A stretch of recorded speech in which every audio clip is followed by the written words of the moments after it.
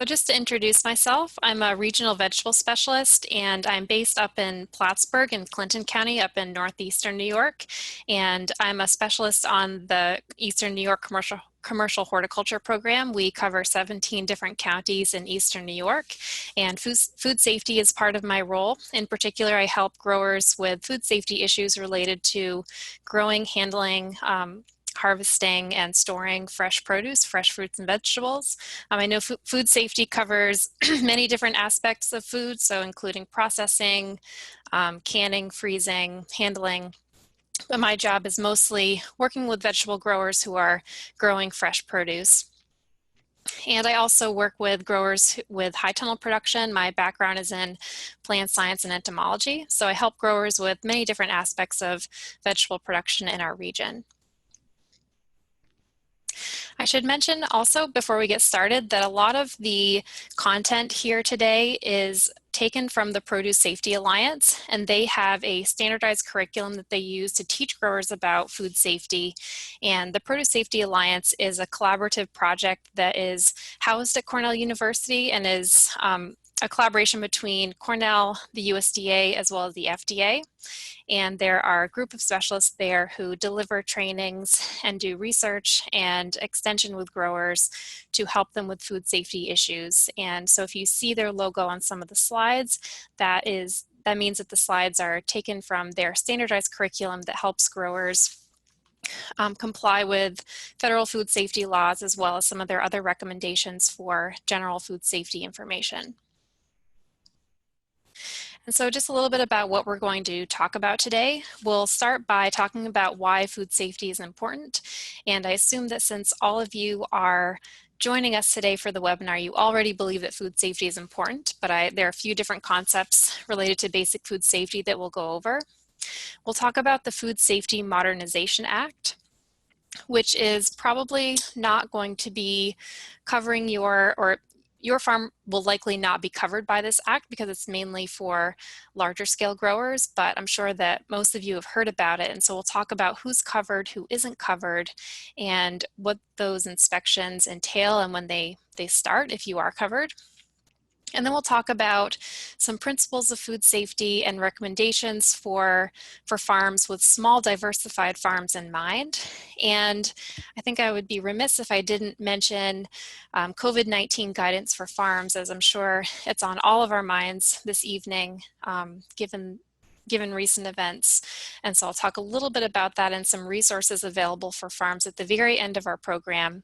And then there should be some time for question and answer. And food safety really is a very large topic, and it's difficult to really do it justice in an hour. So a lot of concepts I'll just be going over relatively briefly. And at the end, I'd like to point you all to the wealth of resources that are available through Cornell Cooperative Extension and other places online. And so we'll talk a little bit about that at the end as well.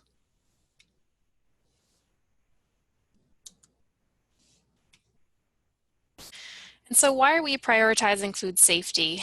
And one of the first things that I bring up when I talk about food safety is that I believe that there are a lot more foodborne illnesses happening around the US than are actually reported. When I look at charts of foodborne illnesses that are occurring in the United States, it seems like a relatively small number. And a lot of us, I assume most of us in the audience have been sick from eating food before. And I'm sure a lot of us, myself included, never reported it, and it was never traced back to a particular product. And then I also learned recently that there are some really long-lasting effects of foodborne illnesses that can impact vulnerable people disproportionately. So for example, salmonella in some people who are genetically prone to this can have reactive arthritis after being infected with salmonella. And so they will have arthritis for years following their infection. So some of these foodborne pathogens don't just cause some temporary discomfort, stomach aches and diarrhea, but they really do cause symptoms that can be very burdensome for years following infection. And then there's also a portion of our population who are immunocompromised for one reason or another who could be disproportionately affected by foodborne pathogens. And I also want to point out that it can be an opportunity for farms to increase their market potential and gain consumer trust by prioritizing food safety and advertising that. And so for some farms, having a food safety plan and third-party audits for food safety can really increase market opportunities by allowing them to sell to schools, to different grocery stores, and it can, especially in times like this, I feel like advertising that you're prioritizing food safety can really help gain consumer confidence in your products. And for larger farms, so those that are selling over $25,000 worth of fresh produce, you may have a legal obligation to comply with federal food safety laws. And so I mentioned before that I'm always kind of surprised that there are so few foodborne illnesses reported in the United States. And so this is just kind of a breakdown by different pathogen. And again, I think a lot of us have coronavirus on the mind, but when we talk about food safety, and in particular, the Produce Safety Alliance curriculum, we're really talking mostly about bacteria. And so in the past, most of the deaths related to foodborne illness outbreaks have been related to bacteria, including E. coli and Listeria are a couple of the big ones. And so a lot of what we're going to talk about today related to growing fresh produce and preventing foodborne illness will be with bacteria in mind. And so bacteria are everywhere in the environment, and not all of them are harmful to us and our health. And bacteria are small organisms that can multiply both inside and outside of a host. And so some of them, again, that get a lot of attention are E. coli, in particular the strain 0157H7, as well as Salmonella and Listeria. And bacteria can really multiply rapidly given the right conditions. And in order for their populations to grow, they need water, food, and the proper temperature. And thinking about the conditions on farms, often we have those perfect conditions for the bacteria to grow. So we have, sugars and starches and other surfaces where bacteria can be growing. We have water. We're using water to wash our produce and to irrigate our fields. And often we have, warm temperatures or temperatures that favor bacteria. And what we're going to highlight here are different ways that we can really minimize the risk for bacterial contamination by keeping their growing conditions in mind and thinking about practices that we can use on the farm. Viruses are, I guess, in the past were not really of as much concern as bacteria, but are also important. And they're very small particles that can only multiply in a host, not in the environment or on the produce, but they can be on surfaces. And most often we think about contamination related to a sick worker handling fresh produce. And we talk about the fecal oral route where viruses or other pathogens being transferred between fecal material and the food that we eat, or they can be transmitted through contaminated water. And it really only can take a few virus particles to make somebody sick, and they can be very stable in the environment and can sometimes persist on surfaces. And so we really highlight prevention, so preventing workers from coming into work sick. And unfortunately, there can be limited options for effective sanitizers for viruses. We also think about parasites. They can be protozoa or intestinal worms or other organisms that can multiply inside of a host or a human. They can be easily transmitted by water. And one example that I can think of are the organism that causes toxoplasmosis from cats. And sometimes these parasites can be very stable in the environment and not killed by sanitizers. And sometimes they can really survive in the body for a long time before causing illness, which can make it difficult for scientists and doctors to trace where the parasite came from in the food system. And so that was just a little bit about the basics of food safety. And now I'm going to transition to talking about the Food Safety Modernization Act. And that was signed into law on January 4th, 2011 by President Obama. And the goal was to reduce foodborne illness in the United States through a preventative approach rather than responding to foodborne illness outbreaks. And one of the parts of FSMA is the Produce Safety Rule. And the Produce Safety Rule, which we'll abbreviate in the webinar as PSR, establishes minimum safety standards for growing, harvesting, and storing fresh produce that is commonly consumed raw. And I was just reading in one paper the other day that it was kind of considered the final frontier for laws relating to food. And so other industries had been regulated for quite a while, cheese making, the dairy industry, food handling and processing. And it was just recently that fruit and vegetable growers had to start complying with this new law for growing, harvesting, and storing produce. And the Produce Safety Rule is a fairly comprehensive set of rules that include specifications for worker hygiene, sanitation, water testing, manure application, other soil amendments, and much more related to growing vegetables. And in order to not place a significant burden on the smallest farms in the United States, very small farms are exempt from this rule. And there are quite a few ins and outs of exemptions, but today we're focusing on food safety for the small farm.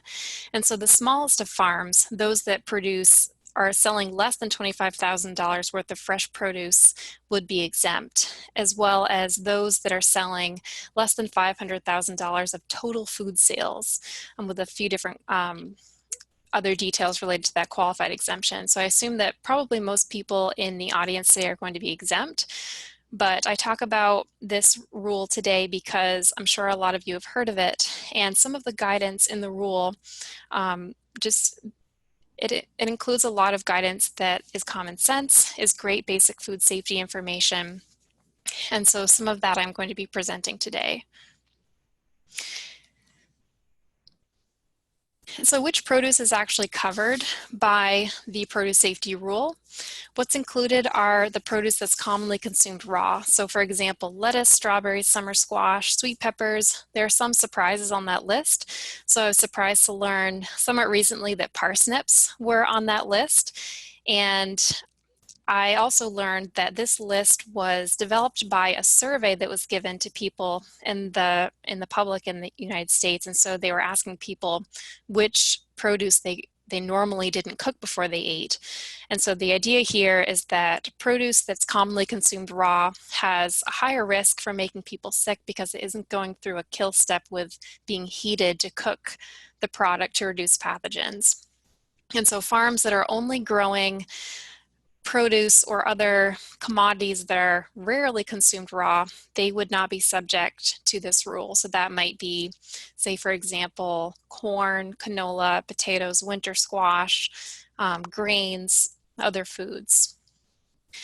And in New York, the inspections for the Produce Safety Rule and FSMA started last year in 2019, and they started with the largest businesses, so those selling over $500,000 worth of produce. And each year in the next couple of years, they're going to be moving down to the smaller businesses.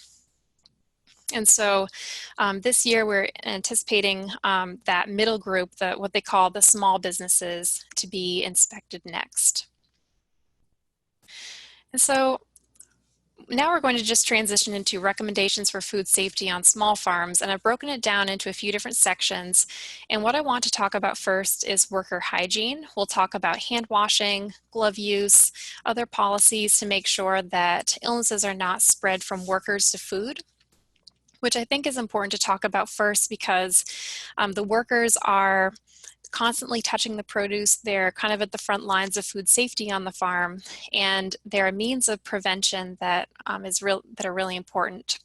And then we'll talk about the diversified farm because in the Northeast, many of the small farms are diversified. We know that having animals in the landscape is really important. We have a lot of agritourism operations that do rotational grazing and have chickens and produce.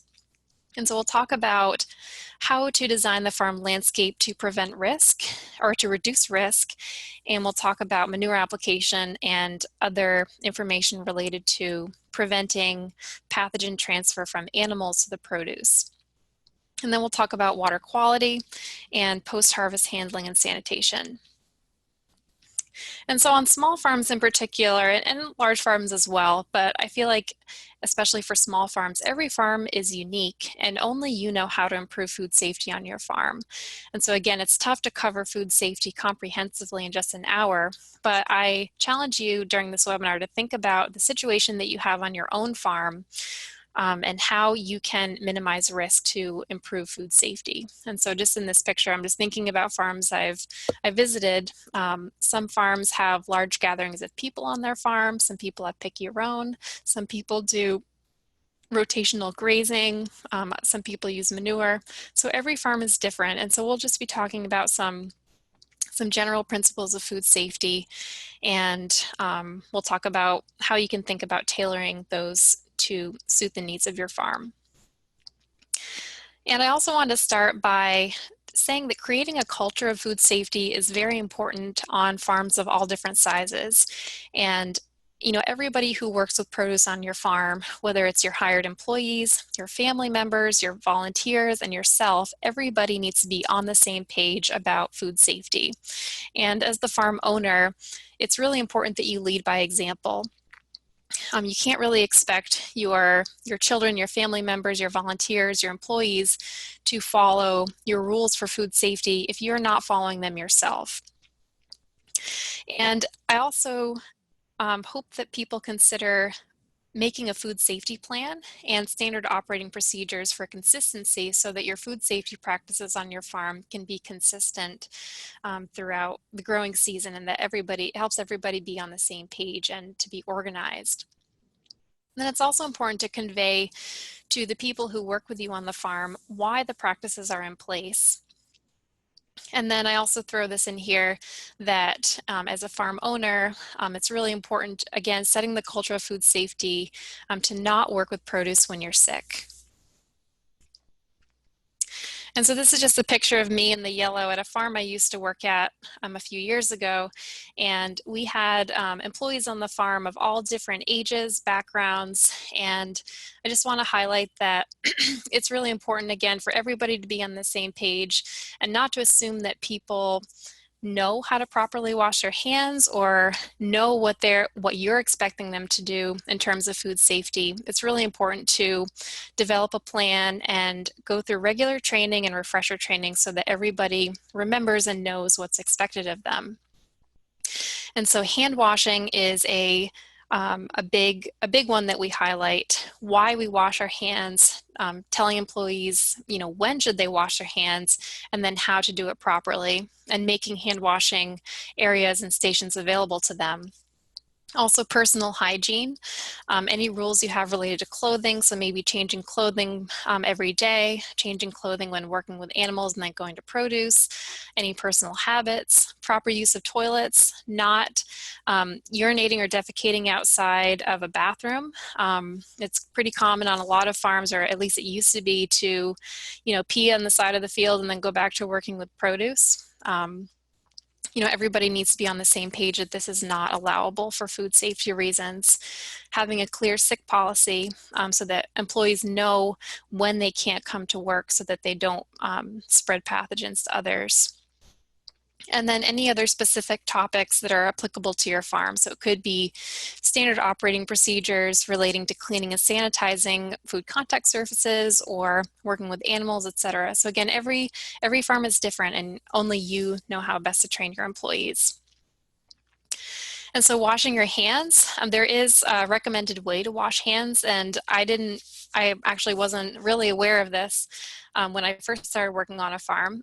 So the first step is wet your hands with water and then apply soap, and make sure you get the, you know, under your fingernails if you can, the tops of your hands, in between your fingers, your palms, slightly upwards on your wrist. Wash your hands for 20 seconds. It doesn't have to be under the water for the full 20 seconds. It also doesn't have to be under hot water. Rinsing your hands, drying with a paper towel, and then ideally turning off the water faucet with a paper towel and then throwing it in the wastebasket. And employees should know that they should always wash their hands before working with produce, as well as after eating, drinking, or smoking, or whenever else they might be contaminated, and before putting on gloves. And I should also note that hand sanitizer is not a substitute for washing hands with soap and water. So it's really important, especially when, folks are out in the field, their hands are all covered in soil and it might be sticky. So hand sanitizer is not a substitute for actually getting the grime off of hands with soap and water. It can be used after washing hands with soap and water, but isn't a substitute. And not all small farms have direct access to their bathroom or the means to rent a porta potty. So there are some very low cost plans out there for building your own hand washing station. And so this is just one example from the University of Minnesota. And they I think they salvaged some wood and found an old bucket, and they were able to make this for, I think, maybe less than $20. So really, to make a hand washing station, you don't need many inputs or a lot of money, and it can go a long way in improving food safety. If you're using gloves, I should mention that by FSMA standards, they're not required for the produce safety rule. Gloves can kind of give a false sense of security.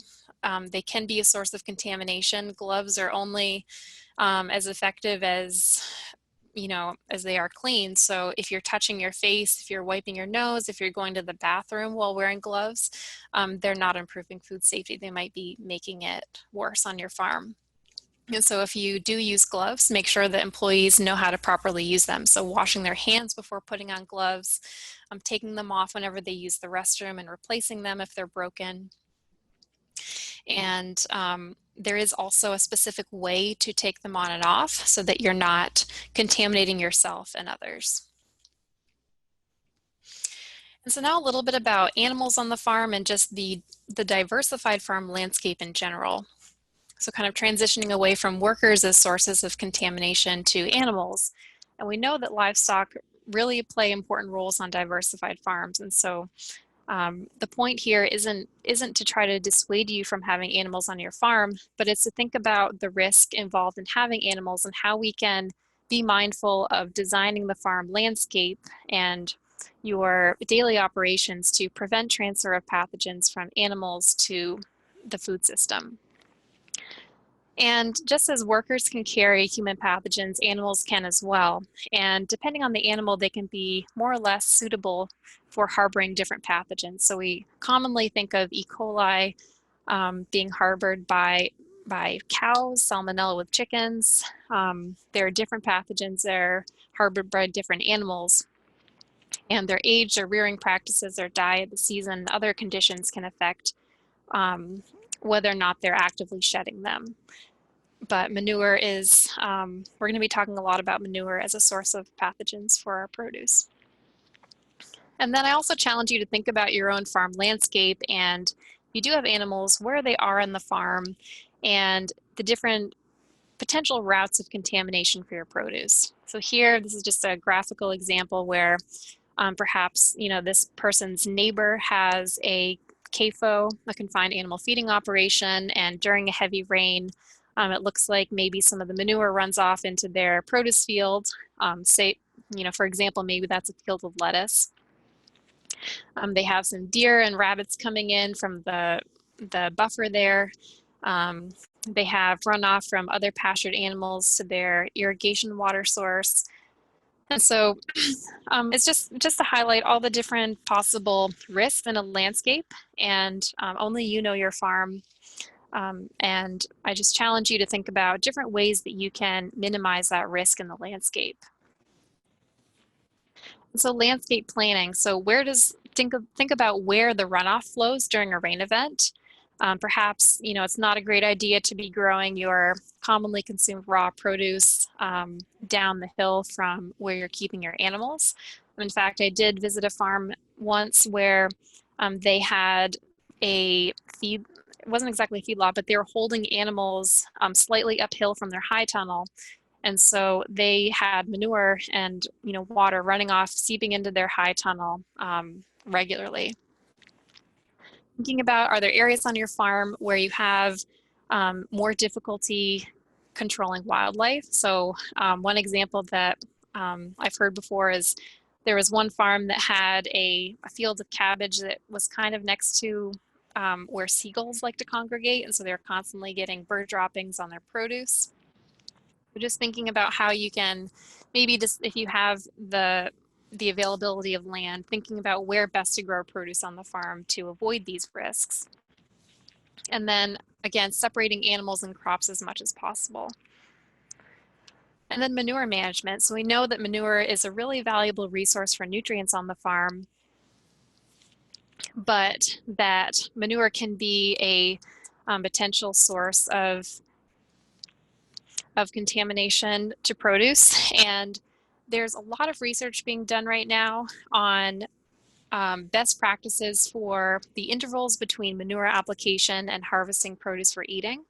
And the guidance that we're relying on right now is based on the National Organic Standards, where it's called the 90-120 day rule, where we recommend that for produce that is growing above ground, you'll have an interval of 90 days between manure application and harvesting that above ground crop for consumption, and 120 days for below ground. So carrots, for example, so 120 days between applying fresh manure and then harvesting that below ground crop. And the idea is that any pathogens in the manure will have dissipated by then through competition with other soil organisms and just natural die-off, so that when you're harvesting that produce, there's no contamination from that manure that you spread on the fields.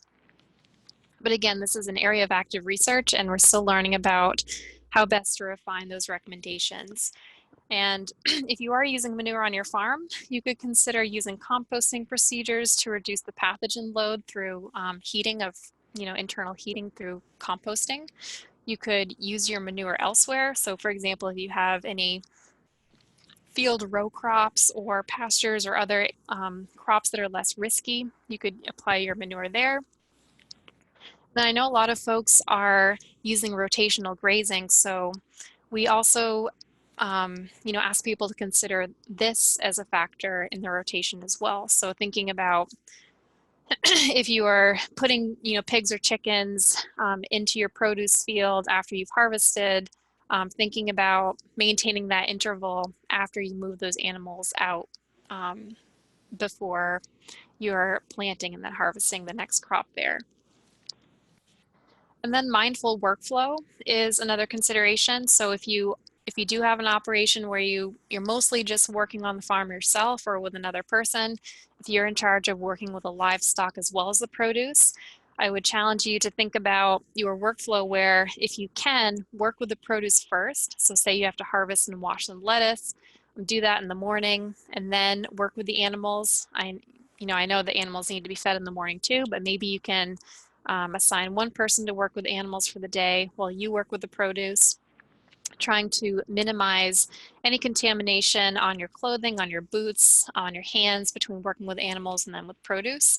Cleaning tools and clothing between uses, or maybe having a different set of clothes and tools when you're working with animals.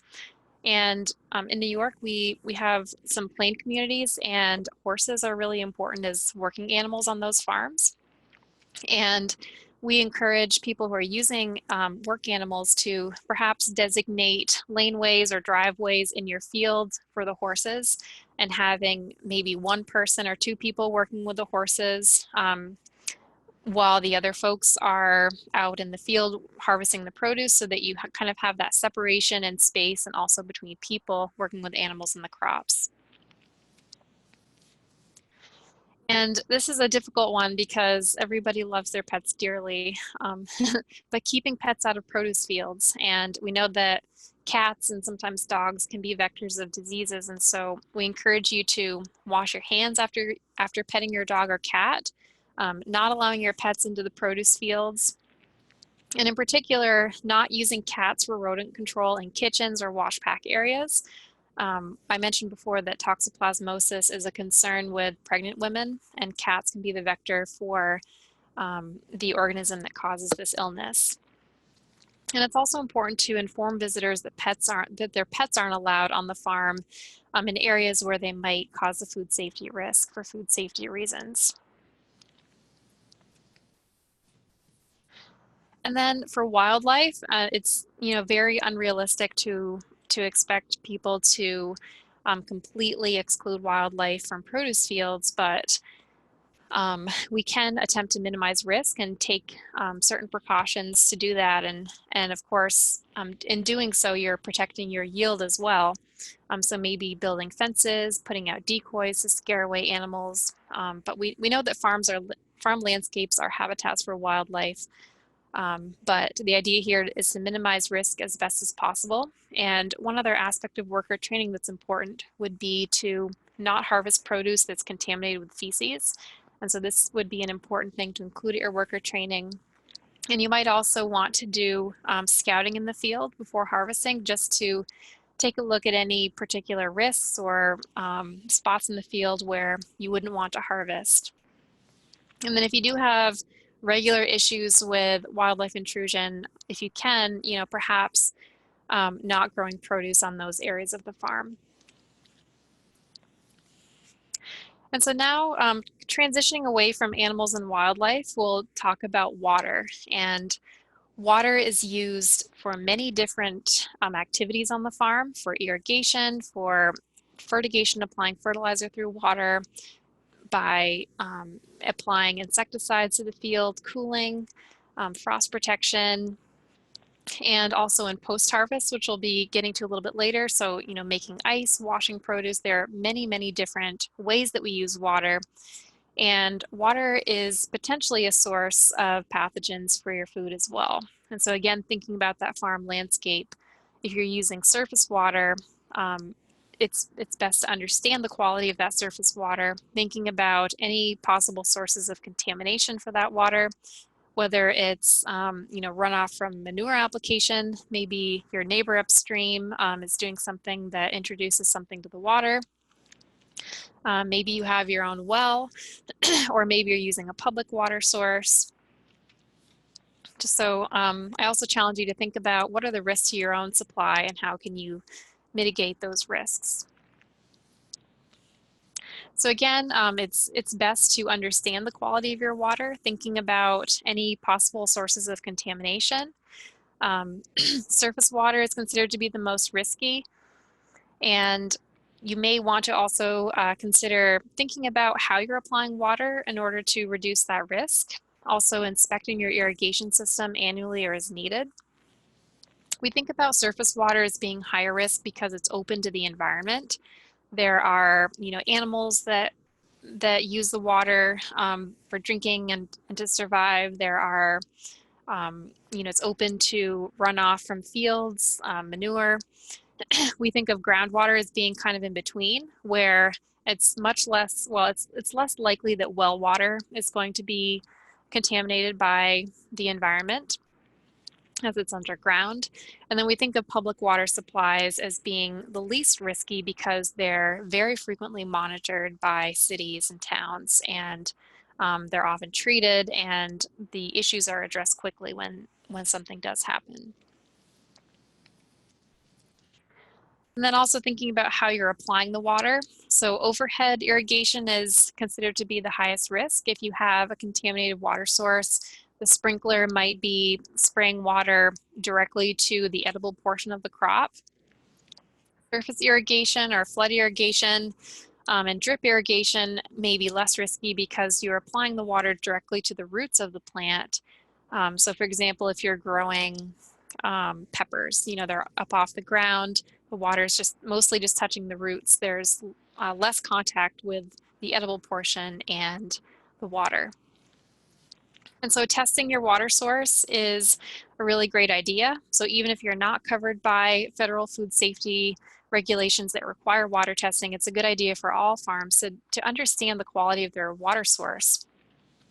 And for federal food safety requirements, we recommend that folks get a water test that gives them the result of colony-forming units of generic E. coli per 100 milliliters of water. And there are many different water tests available out there. And why we're focusing on E. coli here is because E. coli, generic E. coli, is a great indicator of pathogens in general in the water. So if you have really high levels of generic E. coli, that's a great indication that there's some sort of fecal contamination in your water system. And the reason for just measuring generic E. coli is that it's a little more indicative of the presence of pathogens and a little cheaper, I believe, than trying to test for individual pathogens. And so the idea here is that total E. coli levels are a good indicator that you might also have some of the pathogenic strains of E. coli. And so here, this test is measuring all E. coli, the good and the bad together, to give you an indication of whether or not your water is contaminated. And so if you want to do water testing, it can seem a little bit intimidating at first to know where to go and how to get started. And so one of the first steps will be to try to find which lab you can take the sample to in your area, and then contact the lab, ask them about a sampling procedure. There are some resources online for specific tests that are allowable for food safety regulations, but you might also, if you're not covered by food safety laws, you might just have a conversation with your lab about which tests might be appropriate. You can ask about the sampling procedure. The lab will likely be able to send you some sterile sampling bottles, and they'll tell you how long you have to get that sample to the lab once you've taken it. So some tests are very sensitive and you need to store the sample on ice or maybe get it to the lab within a few hours. So having all that information is important. And then it's also important that once you have your sampling materials and you're ready to go, that you're sampling from your water source during the growing season when you're using the water. So that's more reflective of the actual quality when you're using it. And I should also mention that we also get a lot of our food safety information through the Northeast Center to Advance Food Safety, which is housed at UVM Extension. And there's a great resource available for growers and extension and everybody interested in food safety. It's their Food Safety Resource Clearinghouse. And this database has links to many different fact sheets and template records for farms, to links to YouTube videos on food safety topics, many different resources. And one of them, which I really like and has been really useful for growers, is the Regional Water Quality Testing Labs map for the Northeast. And this is a map that is interactive. You can click on it, you can zoom in, you can look for labs that are in your area. You can look for the lab closest to you that has a water testing method approved by the FDA for the FSMA produce safety rule. And so, for example, I know that from this map, I found out that there's a lab near me in Plattsburgh that offers the test that folks need for FSMA compliance. And so previously we were talking a little bit more about water used while growing the produce, so specifically for irrigation, but now I want to turn our attention to post-harvest water quality.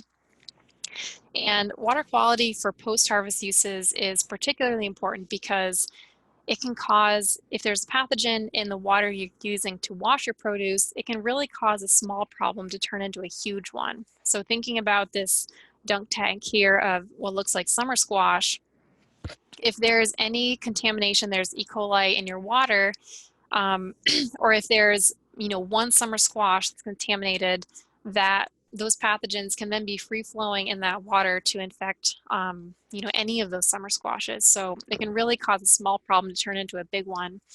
And often, the post-harvest water you're using for washing can directly touch the product right before delivering it to the consumer. So we recommend that the water quality for post-harvest should be the most stringent, where you should have no detectable generic E. coli in your post-harvest water. And even for small farms, we recommend that folks use sanitizers if you're washing your produce to minimize the risk of cross-contamination. So a sanitizer is not exactly meant to wash produce. It's meant to reduce cross-contamination. So bleach is an example, so chlorine, peroxyacetic acid, there are some others as well. So adding this to your wash water can prevent those pathogens from spreading in the water to multiple pieces of produce. And it also has the added benefit of increasing shelf life, where it can also limit the spread and the severity of pathogens that cause post-harvest rots. So it's kind of a win-win where you're improving your food safety and also increasing shelf life. And some of these sanitizers are available in small quantities. Some of them are easy to find and are relatively inexpensive, and they can be a good idea for folks who are washing a lot of produce on their small farm and are interested in improving food safety in this area. So bleach is one example of one that's very easy to find, at least when pandemics aren't happening, as well as peroxyacetic acid can be bought in small quantities as well. And I should also mention here that sanitizers, you should treat them as if they were a pesticide. So when folks are using pesticides, we always tell them to make sure you read the label, make sure that it's labeled for your intended use. And the same is true for a sanitizer, where whatever you use needs to be labeled for washing fruits and vegetables. And other information important on the label would be some of the special conditions for their efficacy and safety and the recommended concentration. So for example, chlorine. Chlorine is very readily available, so bleach is easy to find. So if you have bleach that's labeled for washing fruits and vegetables, there are a few specifications that you should keep in mind for using it effectively. The first is that organic matter and soil in the water can decrease its efficacy. So the chlorine will bind and be tied up in these particles and be less likely to reduce pathogens in that water if it's full of soil and other particles. Bleach is also most effective at a somewhat neutral pH. Some growers in New York naturally have a high pH water, and so adding bleach to that water can further increase the pH and make it less effective. And so if that's the case on your farm, or if you suspect that's the case, you should look into adding vinegar or a food grade acid to lower the wash water pH if necessary. And that just involves getting familiar with using pH testing strips and kind of playing around with how much acid you need to get the pH in that range.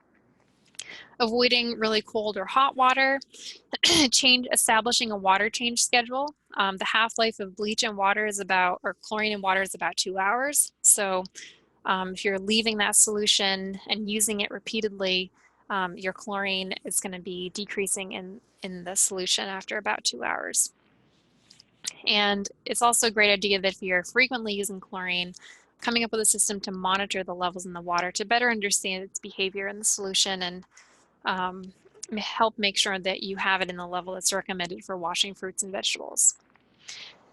And the Cornell Vegetable Program has a really great YouTube video on how to use chlorine in wash water. And I was actually just watching it earlier this afternoon, and I really liked how they walked the audience through using the chlorine from choosing the bleach to the setup of your tubs on the table and adding vinegar to get the right pH. So I really recommend that if you aren't already using bleach or you want to know more, check out this YouTube video. And they also have one on peroxyacetic acid as well. And if you really want to delve into sanitizers, the Produce Safety Alliance has this heavy-duty Excel sheet that seems a little overwhelming, but is really a wealth of information on sanitizers. So this Excel sheet has different sanitizers that are labeled for washing fruits and vegetables. It has information such as whether or not it's OMRI listed. It has the EPA registration information. It has links to their labels. And so this is a good place to go if you're not intimidated by Excel and you really want to look at all your different options. And so then thinking about wash pack areas. So every farm is different, and some wash pack areas are a little more, I put this in quotes, primitive than others.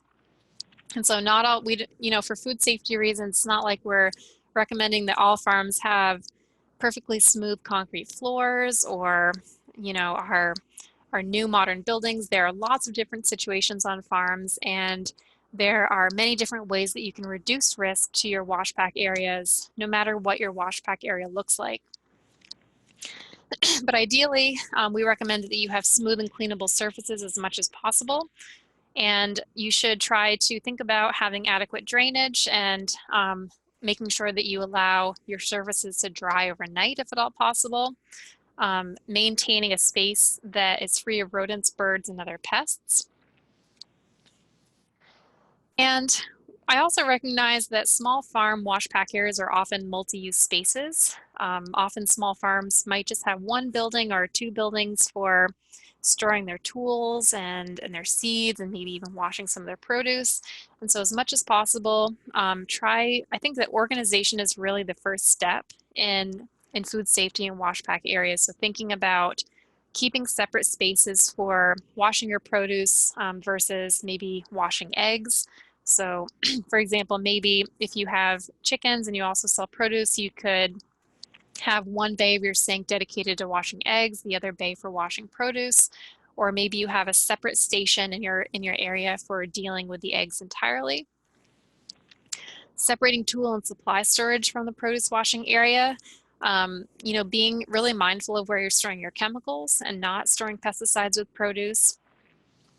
And I should also mention that we recommend that if it doesn't make sense for your farm, this isn't a blanket recommendation to start washing your produce. So for some farms, it makes sense to not add water to their packing situation and just sell the produce as is and let the consumer do the washing. So if you don't have a great space to really use water to wash your products, if you don't have a great space that has drainage, maybe you can use a dry cleaning system and just use brushes or wipe down products so that it looks clean rather than using water to wash your produce. And this image is taken from UVM Extension, Chris Callahan's ag engineering team, and they do a lot of work with efficiency and wash pack shed design. And I really like this graphic because it looks at flow and and efficiency in the wash pack shed area.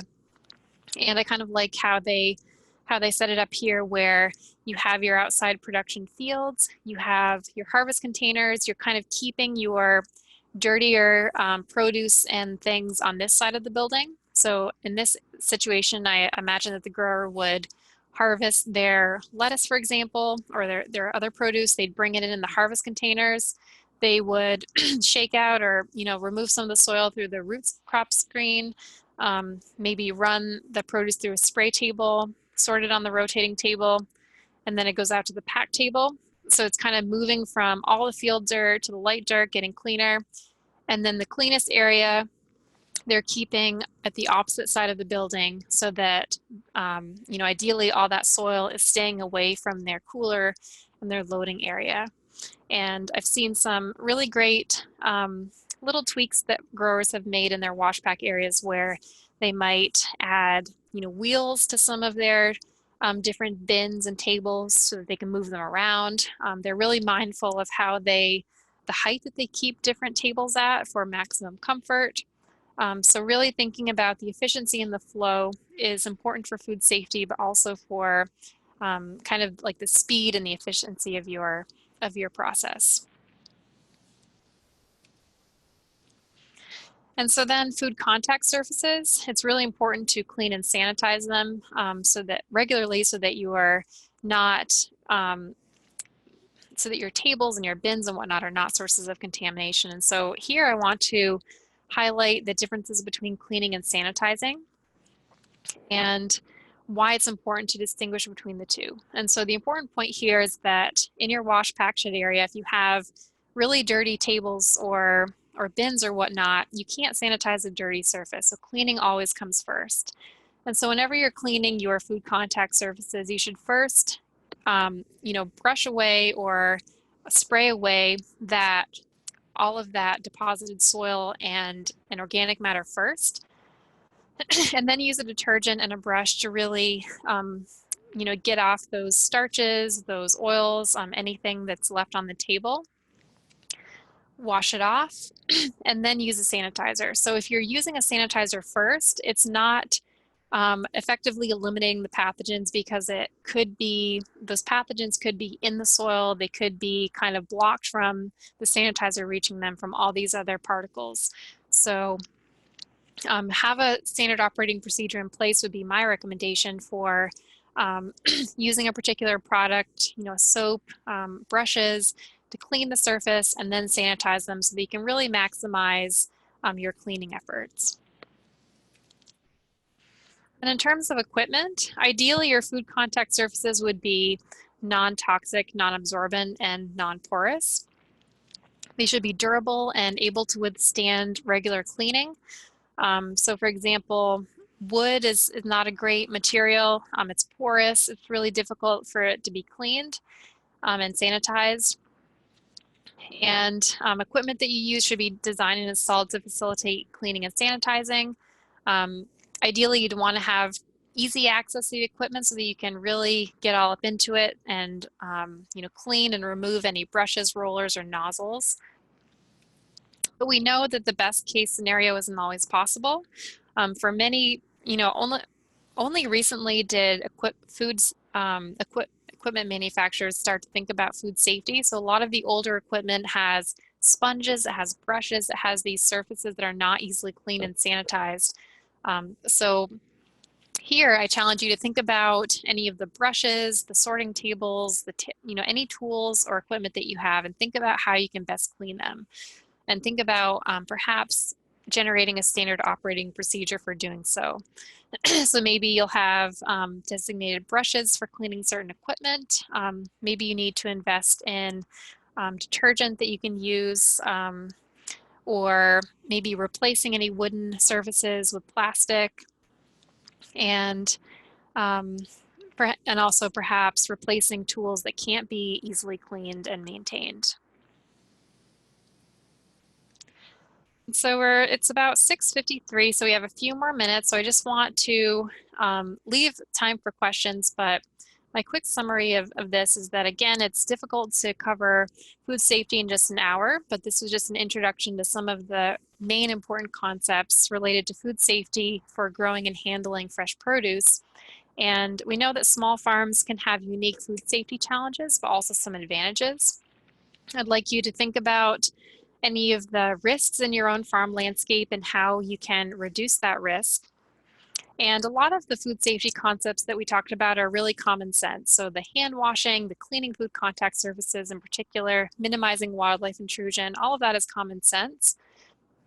But I also recommend that you think about writing a food safety plan and standard operating procedures as well, so that some of this common sense can be more regularly translated into practices on the farm. And I also want to let everyone know that there are, I mentioned a few of them, but there are many, many, many resources available for small scale farmers. And there are many low cost solutions to some of these food safety issues. So for example, the cheap hand washing station that I showed you. There are many resources available online to help small farms make food safety changes to their farm without costing an arm and a leg. So I wanted to, I kind of added this at the last minute because I know it's on a lot of people's minds, but there is new guidance coming out every day with how farms can prevent the transmission of the virus that causes COVID-19. And it echoes a lot of the food safety principles that we talked about in the webinar earlier. And so, as I mentioned before, that a lot of the recommendations and guidance were kind of centered around bacterial foodborne pathogens, but a lot of the concepts are similar for preventing viral transmission. And so the first one I put on the list here is practicing frequent hand washing, making sure that hand washing stations are available around your farm. If you can, applying social distancing procedures for your farm. So for the time being, avoiding large gatherings, staggering activities. If you have several workers on your farm, maybe spreading people out so that they're doing different tasks. Minimizing the number of touches that produce receives before being delivered to the customer. So a couple examples that I've heard about people doing are pre-bagging or boxing produce for CSAs and markets so that customers aren't touching multiple pieces of produce before taking what they need back home with them. Now more than ever, it's important to have a clear sick policy for yourself and for other workers on your farm. So not working if you're ill. Perhaps altering marketing strategies, so offering delivery or pickup options, cooperating with other farms so that you can deliver large amounts of produce more efficiently, so that you're minimizing contact with between customers and contact with customers in the produce. And then also making extra time for cleaning and sanitizing your operation and thinking ahead to the growing season, developing these standard operating procedures for your farm for cleaning and sanitizing. And I know it's potentially a concern with customers, but we have little evidence that that the coronavirus is effectively transmitted from person to person through food. Generally, the major route of infection is from person to person through respiratory droplets. So we are, being very mindful of maintaining food safety practices, but there's, relatively little evidence that it could be transmitted directly through food. But we still want to make sure that we're practicing hand washing, cleaning and sanitizing commonly touched surfaces, and doing all that we can to prevent transmission of pathogens in general. And if you're interested in particular disinfectants for SARS-CoV-2, the virus that causes COVID-19 disease, there is a list that was put out by the EPA. So if you're interested in purchasing some products that you can use for disinfection on your farm, there is a fairly comprehensive list available. I also want to mention that there are resources through Cornell's Extension Disaster Education Network, or EDEN, that are related to COVID-19. There are some resources for farms or food safety. There's a task force who is looking into developing recommendations for food safety related to this issue. And I'm going to wrap up now. There are a couple minutes, but I'm happy to stay on past 7 for questions. And I also want to mention, as I said before, there are many, many different resources for food safety online. There's a resource tab on the Produce Safety Alliance website that has templates for worker training. There's the Excel spreadsheet for sanitizers. There are many different resources available there, as well as through the ENYCHP's clearinghouse. And food safety is a part of my job, so I'm happy to answer any questions that you have now, as well as through email in the future. Thanks, Liz. We do have a couple questions, if you don't mind. The first one is the attendee is part of a gap group in Hawaii and is wondering if anyone can share if the distributors or buyers where we are in upstate New York are asking for food safety certification from the farms that they buy from. We have few requests here, so many farms don't find this to be something they feel they should focus on. Okay. Let's see. So the question is if buyers in New York are asking for food safety certification. So I know that some buyers are looking for gaps, and some schools are asking growers to have a food safety plan. So yes, that is happening in New York. Now, Flora, if you want to comment on that further. No, it's definitely happening in New York, and I would say most of our wholesale buyers and many of our larger farmers markets. And then the one thing that I'm probably, Elizabeth, you're going to say is that FSMA is not really a buyer-driven requirement. That is a government regulation. So you eventually, the Hawaii Department of Agriculture or whomever is doing the PSA and FSMA educational and auditing will catch up with you, I would think, if you fall into those categories, and maybe you're below that, so you wouldn't fall into it. You would audit out. But even if you don't fall into that category, you still have to do some posting, and you have to be able to can you remember exactly? I know they have to post their address and everything, label things, and remember what else. Yeah, for the For the qualified exemption, there are modified requirements. So growers will need to have records of their food sales and produce sales, as well as posting their farm name and information on products that they sell and at their point of sale. So hopefully that answers that question. And then Liz is wondering, and this is a really great question because I've already been asked this several times, with the advent of reusable shopping bags, and this is a New York specific question, the chance of contamination from those bags is quite possible. And what do we recommend for protecting farms from being blamed for contamination from the shopper? Yeah, I wish I had a good answer to this question, but Yeah, we are recommending that people regularly clean their reusable shopping bags, whether they, depending on the material, they can put them into their washing machine, they can wipe them out with soap or a disinfectant. Um, I mean, the idea behind our food safety efforts for farms are to prevent, more larger scale food safety or foodborne illness outbreaks. If one individual shopper gets sick and they're trying to go after, the farmer, I know that there are some technologies where they can trace the pathogen, and so they might do swabs on the farm. Um, you know, they it's pretty amazing that they can trace genetically the pathogen from a sick consumer to the farm. And so I imagine that if it really came down to it, maybe something like that could prevent the farmer from being liable. But there really isn't, people are touching produce in the grocery store, they're putting it in their own bags, they're putting it on their counters at home. There's no good answer for how we can avoid that.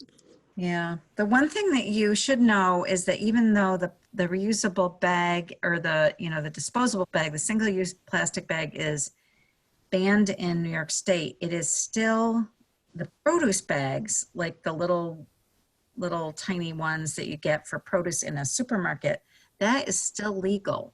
You can use that on produce, even in a farmer's market situation, but I would think that you might get some pushback from your customers because they think it's totally illegal. So there might have to be some educational curve if you do want to use disposable plastic produce type bags for your product. And then I think there was an answer to the first question about this person in upstate New York has not ever had a request for a certification, but they're quite small. And again, I would say that as things keep going forward, you may have somebody ask you about that. I don't know if you have any more comments about that, Liz. No, I don't. I really feel like it varies by region too. I think the larger scale buyers are more likely to require it. Yeah. I don't know. Are there any other questions? Did I miss anything? It's like there's just another comment. In Hawaii, many of our farms are exempt or may qualify for an exemption from FSMA. I think at least in my region, we're in a similar situation where in the Northeast, there are a lot of very small diversified farms. And so we expect that a lot of them will be either outright exempt or will qualify for a qualified exemption. And we are hoping, I feel like in many different regions, people are ramping up with food safety training just because there's more awareness for food safety now that the laws are in place. All right, thank you everyone. And I just want to mention too that people should feel free to email me or call. Like I said, there are many different food safety resources available, and so I'm happy to point you in the right direction and send you anything that you need for your specific situation on your farm. Thank you, Elizabeth. That was great. Thanks, Laura. Thanks everybody for coming. Have a good evening.